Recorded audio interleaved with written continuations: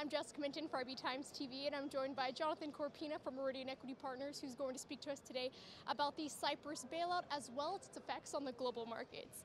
Jonathan, it's good to see you again. I hope you had a happy St. Patrick's Day holiday. Thank you very much. So we saw today, earlier in the day, stocks started to decline because of the issues with the Cyprus bailout. How concerned are investors about Europe right now? I think investors are overall concerned about Europe and all geopolitical data and information that comes out there. But what I think we've seen over time is that this market has become resilient to bad news. And now it comes down to what exactly is bad news that's going to move this market. Now, if you look at the S&P future trading yesterday, clearly we saw the headlines of what was going on and what we were expecting today. But it's quite surprising to see the way the market has rebounded from this.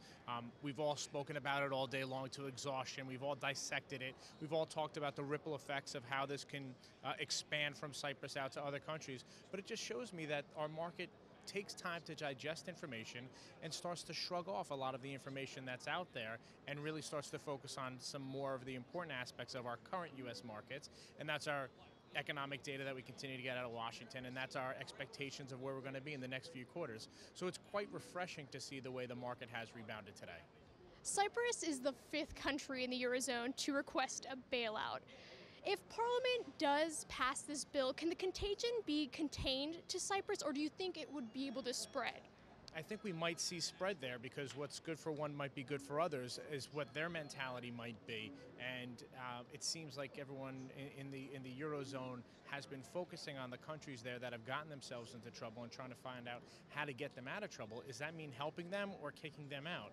So I think it's time that this has reared its head back up again, and it's time to really address the problem here. And hopefully we can have them figure this out and move forward with it, because these are the same conversations that we had 9-10 months ago, and then Europe went very quiet for a while. So now we're starting to see this come back again. But clearly there's a problem, there's an issue there that has to be addressed on the forefront and try to come to some sort of resolution as it is. But clearly the headlines that we got out of Cyprus is very alarming, because if that starts there and starts occurring in other countries, we're going to start seeing a lot of revolution, a lot of unhappy citizens revolting, because it's clearly something that we didn't think they would actually come and put in place. Now, the Troika, the ECB, the IMF, they wanted to make cuts to the bailout package. Are basically the issues here less to do with Cyprus and more about the fact that they made these series of cuts? I think Cyprus is just presenting themselves as an example. I think overall you have to look at what can happen and what has happened. So, I mean, Cyprus might be in the forefront of these drastic measures that we're seeing now that came out over the weekend. But I think on a bigger whole, there are some bigger issues there, both internally of the countries and Europe as a whole, that have to be addressed and have to be looked at. The monetary policies, unemployment, spending, bailout packages, what's needed. Clearly it's something there that has to be addressed. And these topics, as we continually talk about and cover in the media, has effects on our markets all around.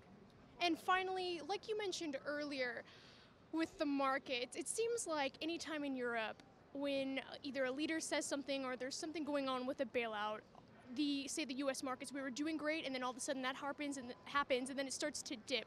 How long do you think that these issues in the Eurozone can continually psychologically affect the global markets? I think we're going to continue to see them for time to come, but the overall effects on our market, I think we will see short-term effects. I don't think we're going to see long-term effects.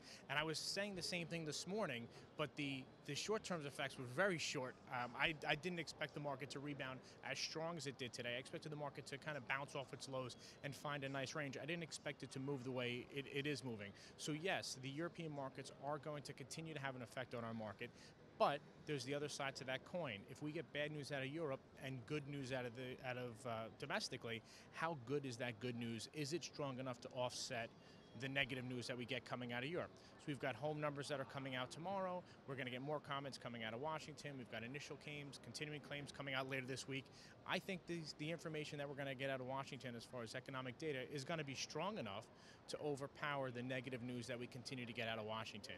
The thing that I think can really throw a wrench in it is a month, 2 months down the road if we start seeing other countries taking on the same policies that Cyprus did today. Thank you for joining me, Jonathan. It was good to see you again. Thank you. Always a pleasure.